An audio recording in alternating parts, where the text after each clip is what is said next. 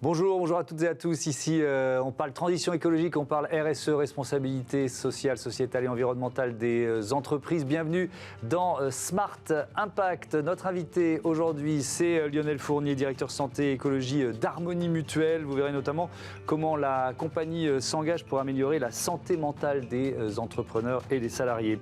Notre débat porte sur une étude qui provoque pas mal de tensions dans le secteur viticole. Pestirive va mesurer l'exposition aux pesticides des riverains des exploitations. Explication tout à l'heure.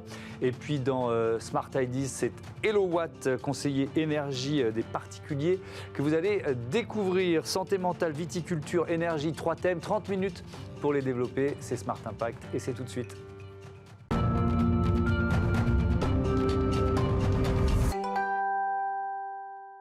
Bonjour Lionel Fournier, bienvenue. Bonjour. Vous êtes donc le directeur santé et écologie d'Harmonie Mutuelle, membre fondateur du groupe Vive. Harmonie Mutuelle, c'est 5000 salariés, 2000 représentants élus, 5 millions de personnes protégées, 65 000 entreprises. Est-ce que vous diriez que vous êtes la mutuelle des entrepreneurs ? Alors la mutuelle, on n'est peut-être pas les seuls, mais en tout cas on est une mutuelle très attachée aux entrepreneurs depuis longtemps, qu'on connaît bien et voilà, qui font partie de notre quotidien, de nos préoccupations et vraiment de notre stratégie. Ça veut dire que depuis 2 ans, avec cette crise Covid qui n'en finit pas, ça a été une période particulièrement compliquée, avec des craintes, avec des anticipations négatives, finalement peut-être des bonnes surprises. Comment vous avez vécu cette période ? Bon.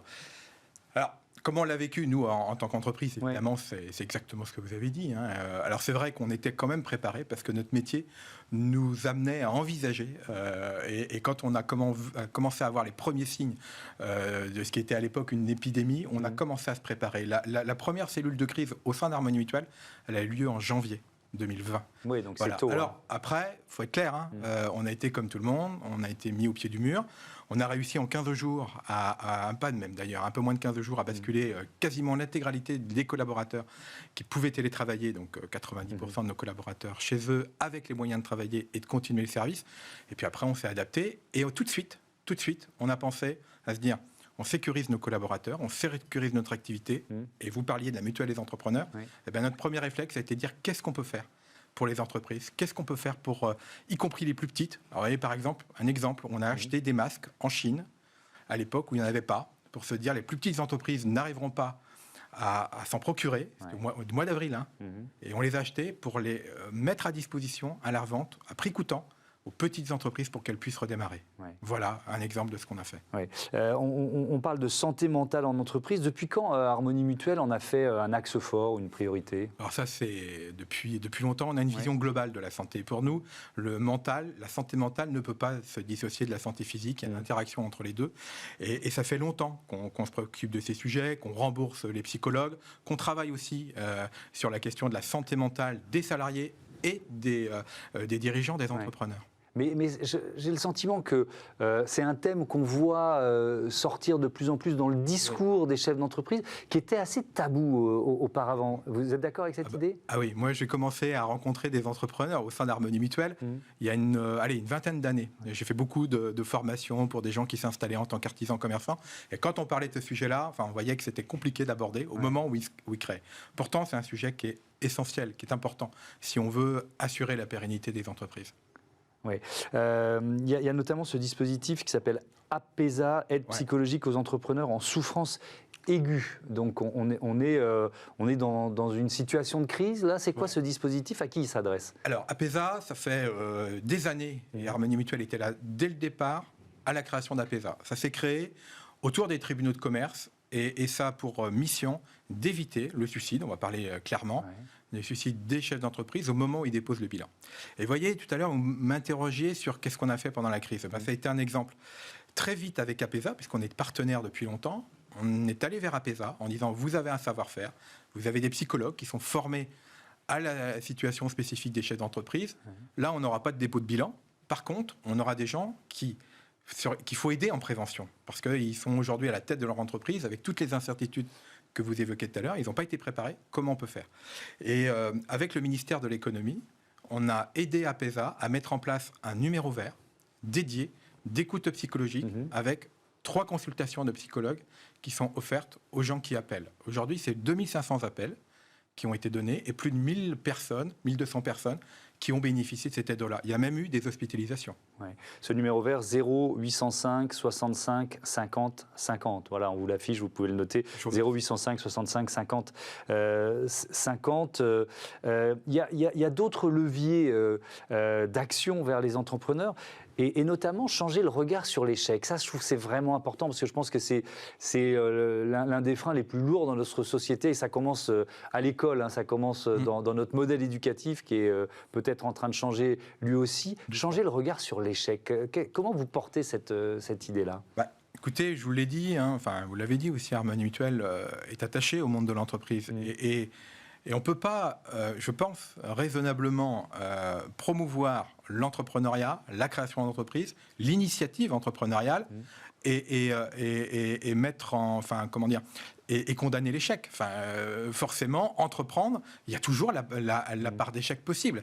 Et si on veut être dans une société qui crée, qui entreprend, qui s'adapte à tous les défis qui arrivent, il faut au contraire promouvoir les gens qui osent et leur donner le droit d'échouer. Donc c'est pour ça qu'on s'est rapproché de manière très forte de 60 000 rebonds. Alors ça, c'est une association, c'est ça ? Voilà, c'est une association qui justement permet... Alors vous voyez, en plus, il y a un continuum avec APESA. APESA, on est au moment du dépôt de bilan, moment de crise. Là, vraiment, il faut remettre la personne... Enfin voilà, il faut qu'elle reste debout. Ouais. Et puis ensuite, une fois que cette période de crise est passée, la personne veut se projeter sur un avenir professionnel, qu'il soit salarié ou au contraire, à nouveau entrepreneurial. Et là, 60 000 rebonds accompagnent.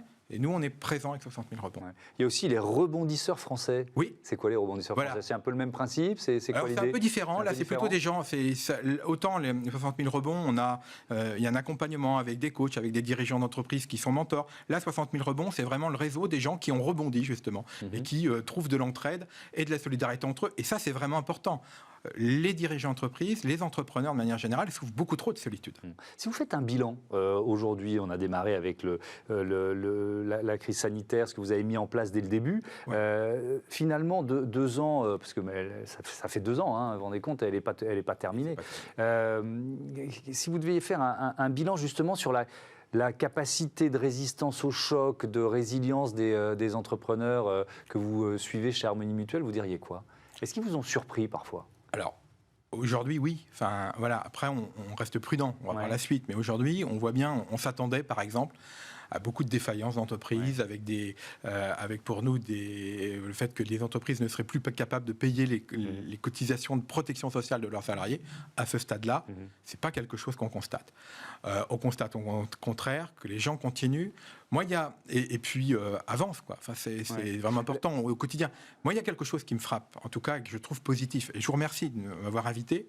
C'est que je pense que cette question de la santé mentale, qui devient un problème de santé publique en France et dans d'autres pays, évidemment, elle commence à être intégrée et à être regardée en face par les entreprises. Et le fait d'en parler comme aujourd'hui, je trouve ça super important. Oui. Et ça, je pense alors, c'est pas très marrant, évidemment, de parler de ces sujets-là, mais je pense que c'est quelque chose qui nous rendra plus forts et qui rendra plus forts les entreprises. Mais peut-être parce que ce temps particulier, il y a eu vraiment même des moments presque de parenthèse, quoi. Ce sont aussi des temps d'introspection ?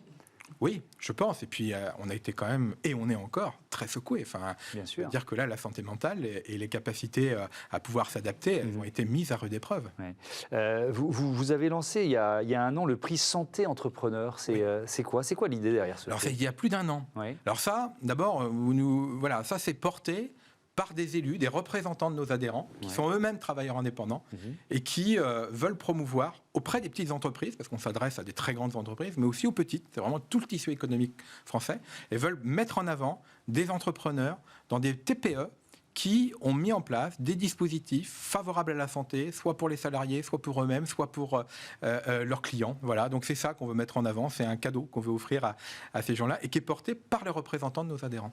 C'est quoi vous avez des exemples de lauréats ou les critères qui permettent de choisir tel ou tel, vous voyez, Alors, de lauréats, oui. J'ai des exemples. Par exemple, ça va être un salon de coiffure qui a pu travailler sur toute la question des polluants qu'utilisent les salariés et qu'utilisent un peu aussi les clients sans trop le savoir.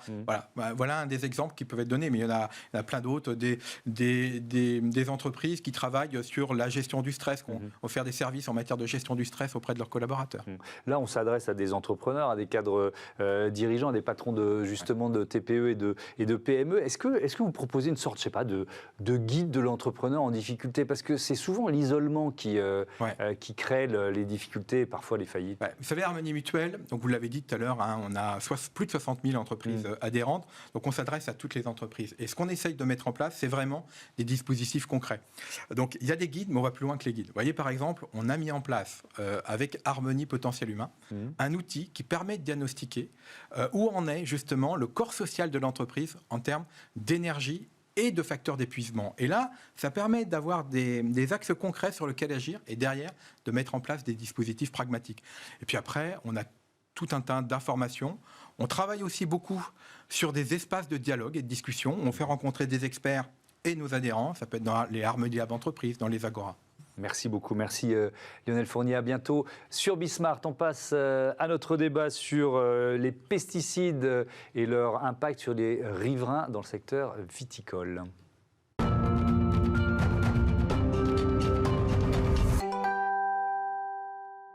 Mesurer l'exposition aux pesticides des riverains des exploitations viticoles. Voilà le défi lancé par cette étude Pestirive et je vous présente mes invités. Sébastien Denis, bonjour. Vous êtes directeur santé, environnement, travail à Santé publique France. À vos côtés, Ori Yamada, bonjour. Bonjour. Bienvenue à vous aussi. Vous êtes chef de l'unité phytopharmacovigilance à l'Agence nationale de sécurité sanitaire de l'alimentation, de l'environnement et du travail, l'ANSES. Cette étude, vous venez de la lancer, 3350 personnes dans 6 régions. Pourquoi vous avez choisi la viticulture? Je pense que c'est important de le dire pour démarrer. Je commence avec vous, Sébastien Denis. Alors effectivement, nous avons choisi la viticulture puisque la viticulture est une des cultures les plus consommatrices de produits phytosanitaires et donc de pesticides qu'on va caractériser dans cette étude. Et par ailleurs, la viticulture se caractérise aussi par des habitats qui sont particulièrement intriqués à la culture. Donc c'est-à-dire que ces habitats sont proches des parcelles agricoles, en l'occurrence de la vigne, et que par ailleurs, cette viticulture est une culture permanente, c'est-à-dire qui dure dans le temps et qui donc est sujette à une exposition récurrente aux produits phytosanitaires. Comment ça va se passer concrètement, Ori Yamada? Alors, c'est une étude dans laquelle on va mesurer les résidus de pesticides, à la fois dans les urines et les cheveux des participants, mais également dans leur environnement. Alors, à l'intérieur du foyer, on va prélever des poussières, de l'air intérieur, des fruits et légumes de leur jardin, et puis donc réaliser également des dosages. Et puis, dernièrement, nous allons aussi organiser des mesures dans l'air ambiant, donc à proximité des foyers qui vont participer à l'étude. Vous avez défini des zones, c'est-à-dire quand on parle de riverains, c'est quoi? C'est quelques centaines de mètres? C'est, je ne sais pas, 1 kilomètre, 2 kilomètres autour d'une exploitation? Voilà, donc tous les foyers qui vont participer à cette étude vont se situer à moins de 500 mètres d'une parcelle de vigne. D'accord. De 0 à 500 mètres. Et puis, nous allons comparer ces participants, qu'on considère comme étant riverains de parcelles viticoles, à des personnes non riveraines, donc éloignées de toute parcelle viticole et même de toute activité agricole. Donc de cette manière, en fait, on va sélectionner des personnes qui vivent à plus de 5 km de toute parcelle de vigne et à plus de 1 km de toute parcelle agricole, toute culture confondue. Sébastien Denis, évidemment, il y a des saisons dans l'activité d'un viticulteur. Comment vous adaptez votre étude? Vous allez faire des prélèvements à différentes périodes de l'année? Comment ça va se passer? Absolument, on va faire des prélèvements en dehors de toute période d'épandage, et donc c'est la période de prélèvement qui a débuté à la fin du mois d'octobre, et une deuxième période de prélèvement qui aura lieu en période d'épandage, donc à compter du printemps 2022. Donc ça, c'est pour la méthodologie. Avant de lancer cette grande étude, vous avez testé l'implication des participants dans 4 communes dans les régions Grand Est et Nouvelle-Aquitaine. Sébastien Denis, pourquoi c'était important? C'était pour peut-être adapter vos méthodes, être plus efficace ensuite dans la grande étude? Absolument. Donc l'intérêt de cette étude qu'on appelle pilote était de tester finalement le questionnaire, puisque lorsqu'on fait ces prélèvements, on pose un ensemble de questions, donc un questionnaire qui peut être relativement long. Et par ailleurs, on demande aussi une implication des personnes qui participeront à l'enquête, puisqu'on demande à ces personnes de faire notamment des prélèvements d'urine tous les 2 jours, de manière à pouvoir doser ces molécules qu'on va rechercher. Donc il était important pour nous de voir l'acceptabilité finalement du protocole. Et ce qu'a montré cette étude pilote, c'est que le protocole était relativement bien accepté par les participants potentiels de cette étude. étude et que par ailleurs, il y avait un vrai intérêt manifeste des participants aux résultats que produirait cette étude. Comment vous les avez choisis? 3350 personnes dans 6 régions. Il faut qu'ils soient volontaires, j'imagine. Est-ce qu'ils sont particulièrement sensibilisés à la question des pesticides parce qu'ils vivent à proximité d'exploitation? Comment vous les avez choisis? Alors, ces personnes sont choisies à partir d'une base de données de l'INSEE dans laquelle on fait des tirages au sort de ménages. Donc, ce ne sont pas des personnes qui seront sélectionnées sur la base du volontariat. D'accord. Ça, c'est le protocole méthodologique. Et ensuite, pour caractériser les populations de personnes exposées, on va coupler cette information de base de données de l'INSEE à des informations géographiques qu'on a par le biais de bases de données géographiques qui renseignent sur la proximité de ces personnes à la vigne. Bon, cette étude, elle n'a pas été très bien accueillie par le Conseil interprofessionnel du vin de Bordeaux. Son président, Bernard Farge, a écrit à la préfète de la région Nouvelle-Aquitaine une citation tirée de cette lettre. « Nous n'accompagnerons pas cette démarche ni auprès des entreprises viticoles girondines, ni auprès des maires des communes concernées. » Ça, c'était le 1er octobre. Ori Yamada, est-ce que ça a changé depuis? Est-ce que vous avez eu des contacts avec le CIVB? Comment ça se passe? Tout à fait. Donc, nous avons également été destinataires de ce courrier et nous sommes en train d'organiser une réunion d'échange avec eux pour pouvoir réexpliquer le protocole. Et je reviens sur un point important de l'étude, c'est que les participants sont bien sélectionnés de façon aléatoire. Il y a un tirage au sort. Ça, c'est vraiment un élément important de l'étude qui permet de garantir son impartialité, son objectivité. Car c'est bien ça qu'on cherche à faire, c'est mener une étude objective sur l'exposition des riverains aux pesticides. Et donc, vous en êtes où? Parce que il y avait clairement une volonté de ne pas participer ou même d'essayer de mettre des freins à l'étude. Donc, vous en avez tous des contacts avec le CIVB? Alors, nous sommes toujours à l'écoute des retours des parties prenantes, en l'occurrence du CIVB, et donc une nouvelle réunion doit être organisée avec le CIVB. Ça peut se faire sans eux? Alors, le mieux est que le CIVB contribue à l'étude. Maintenant, une partie des informations, notamment sur le recueil des expositions à la fois des participants et des mesures environnementales ou dans les légumes de jardin potager, peut effectivement se faire sans le CIVB. Est-ce qu'il y a des réactions? Alors, ça c'est celle qui a été la plus médiatisée, mais voilà, vous allez dans 6 régions viticoles, il n'y a pas que le Bordelais. Comment ça a réagi dans les autres régions face à cette étude? Alors, en effet, nous interagissons avec l'ensemble des régions dans lesquelles nous menons l'étude, avec toutes les organisations professionnelles viticoles. Alors, il y a souvent un besoin de réexpliquer, en effet, les objectifs de l'étude, de démontrer aussi notre impartialité, notre objectivité. Et donc, après, nous avons besoin du concours des viticulteurs, non pas comme producteurs des données principales de l'étude. Il faut rappeler que c'est bien une étude d'exposition à la base. Donc, les données principales, c'est bien les données dans les urines, dans les cheveux, dans l'air intérieur, dans les poussières. Les données d'utilisation des produits phytopharmaceutiques par les viticulteurs, ce sont des données qui permettent d'expliquer derrière pourquoi est-ce qu'on retrouve telle ou telle molécule dans les cheveux ou dans les urines. Donc, c'est pour ça qu'on a besoin de ces données, mais ça reste des données qui vont permettre d'expliquer les données d'exposition. Sébastien Denis, est-ce qu'il y a aussi des viticulteurs qui disent merci, d'une certaine façon, parce qu'on veut savoir où on en est pour éventuellement améliorer nos process de production? Alors effectivement, dans le cadre de l'étude pilote, nous avons été enquêter des viticulteurs qui sont eux-mêmes exposés, puisque consommateurs de produits phytosanitaires. Sont souvent les premiers exposés. Certains d'entre eux étaient particulièrement satisfaits de la mise en place de cette étude. Par ailleurs, des organisations non gouvernementales au niveau national se sont aussi félicitées. Je pense à Génération Future, par exemple, de la mise en place de cette enquête. Il y a eu des études justement sur l'impact des pesticides sur les, alors on va dire viticulteurs ou agriculteurs en général. Est-ce que ça, je sais que oui, mais qu'est-ce qu'il en est ressorti et pourquoi c'est important d'élargir finalement, d'aller au-delà, Ori Yamada? Alors en effet, il y a l'INSERM qui a réalisé une synthèse de ces études qui a été publiée en juin dernier et qui recense les effets des pesticides sur la santé qui ont pu être démontrés dans les différentes études. Et c'est vrai qu'elles concernent surtout les professionnels en premier lieu. Ce sont eux les premiers exposés, les plus exposés. Donc s'il y a des effets qui peuvent se manifester, c'est surtout dans cette population qu'on peut les mettre en évidence. Et ce qu'a montré l'expertise collective de l'INSERM, c'est que justement, concernant les effets sur la santé des riverains, les données étaient aujourd'hui assez manquantes, notamment du fait parce que l'exposition était encore mal caractérisée, l'exposition des riverains aux pesticides était encore mal caractérisée. Et c'est un peu ce manque aussi que vient combler cette étude Pestirive. Cette étude Pestirive, Sébastien Denis, qu'est-ce qui peut se passer après? À quoi elle va servir? Parce que c'est aussi ça le plus important. Alors, le vrai apport de cette étude est bien de caractériser l'exposition des riverains, à la fois l'exposition biologique par ces prélèvements d'urine ou de cheveux qu'on va faire, et aussi par ces prélèvements environnementaux. Donc, l'idée est bien d'avoir des informations en termes d'exposition, de manière à pouvoir gérer, et en l'occurrence, tenter le cas échéant de réduire les expositions s'il s'avère que ces expositions sont trop importantes.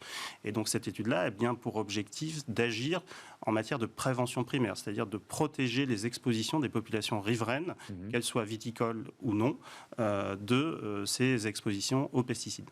Je reviens aux critiques du Conseil interprofessionnel du vin de Bordeaux. Dans ce courrier à la préfète de Nouvelle-Aquitaine, il émet des doutes sur la rigueur scientifique de vos organismes. C'est quand même assez violent.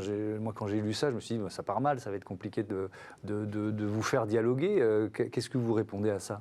C'est bien pour ça qu'on continue les échanges avec eux, avec la filière viticole en général, pour expliquer, vraiment être transparent sur notre méthode, notre protocole de l'étude, et démontrer vraiment toute notre objectivité, notre impartialité. Et donc après, une fois que les résultats seront produits, nous allons bien sûr accompagner la communication autour de ces résultats. Mais après, en effet, on ne pourra pas empêcher les différentes parties prenantes, les parties intéressées, de s'approprier à leur façon les résultats de l'étude. Mais en tout cas, ce que des agences publiques comme Santé publique France ou l'ANSES font quand elles réalisent ce type d'études, c'est bien aussi aller jusqu'à la communication des résultats, l'accompagnement pour que les politiques publiques puissent bien utiliser les résultats de cette étude. Est-ce qu'il y a des études similaires qui sont menées dans d'autres pays ou dans d'autres régions viticoles en Europe? Parce que j'essaye de me mettre à leur place et voilà, de reprendre les arguments qu'ils peuvent utiliser, de dire, voilà, il va y avoir affaiblissement, distorsion de concurrence. Est-ce qu'à votre connaissance, il y a d'autres études similaires qui sont menées ailleurs? Sébastien Denis. Alors, Pestirive est la première étude de telle ampleur qui est menée en France, mais aussi vraisemblablement et à notre connaissance par rapport à d'autres pays européens ou internationaux. Maintenant, ce n'est pas normal dans le sens où la viticulture est quand même une culture très présente en France par rapport à des cultures présentes dans d'autres pays. On peut citer le cas de travaux menés par exemple aux Pays-Bas sur des cultures de fleurs, puisque la culture de fleurs est un des modèles aux Pays-Bas. Mais néanmoins, cette étude est la première de telle ampleur qui permettra de caractériser à la fois l'imprégnation biologique et l'exposition environnementale. Les résultats, tiens, ils sont prévus pour quand? Vous avez un échéancier en tête? Oui, tout à fait. Oui. On se projette jusqu'à l'année 2024. Donc, le temps de réaliser tous les prélèvements sur le terrain, d'analyser toutes les données, parce que c'est vraiment un vivier de millions de données qui va être constitué. Donc il faudra aussi le temps d'analyse statistique de ces données. Et donc tout ça nous mène à 2024 pour la sortie des résultats. Merci beaucoup. Merci à tous les deux d'être venus présenter Pestirive dans ce Smart Impact. C'est l'heure de Smart Ideas. On donne la parole à une start-up HelloWatt. On parle consommation d'énergie tout de suite. Smart Ideas avec BNP Paribas. Découvrez des entreprises à impact positif.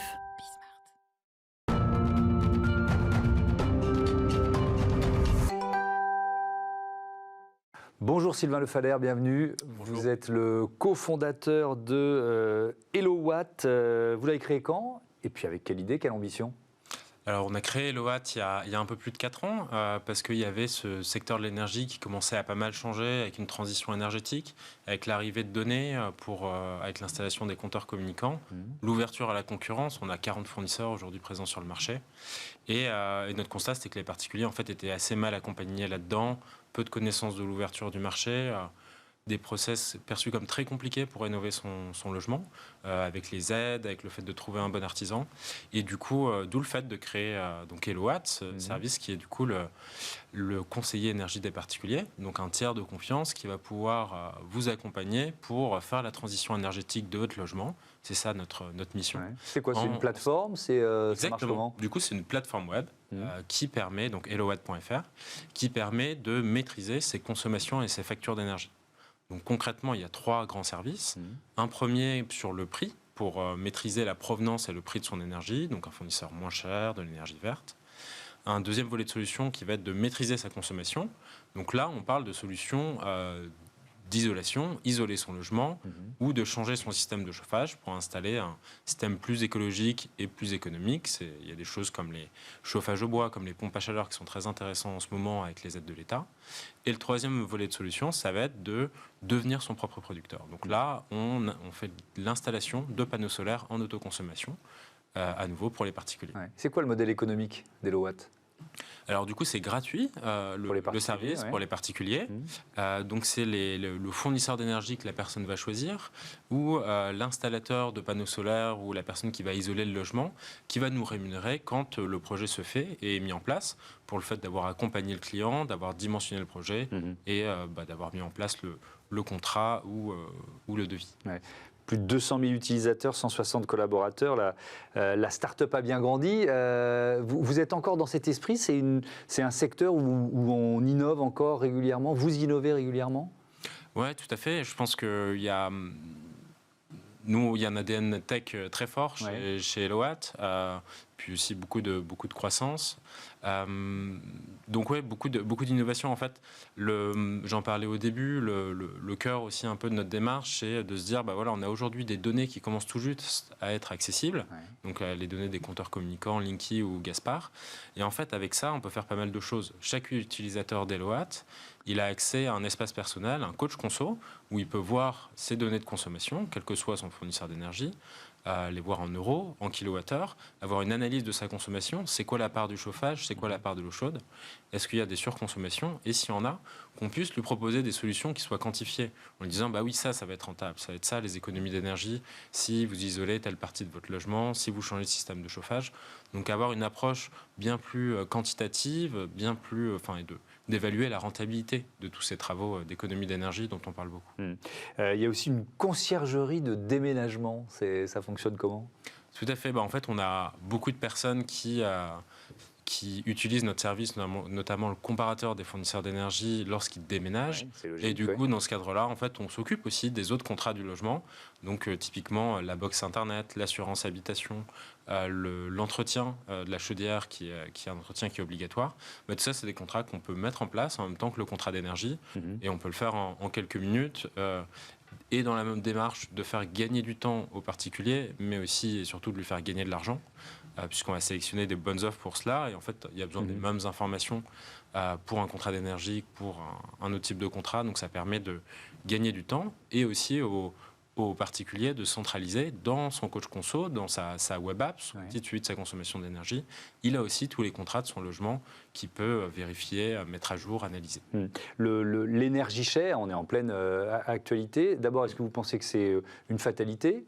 Et puis ensuite, c'est-à-dire quelque chose qui est là pour des décennies et dont on ne sortira pas. Et puis ensuite, est-ce que ça vous a forcément fait venir un afflux de clients depuis quelques mois ?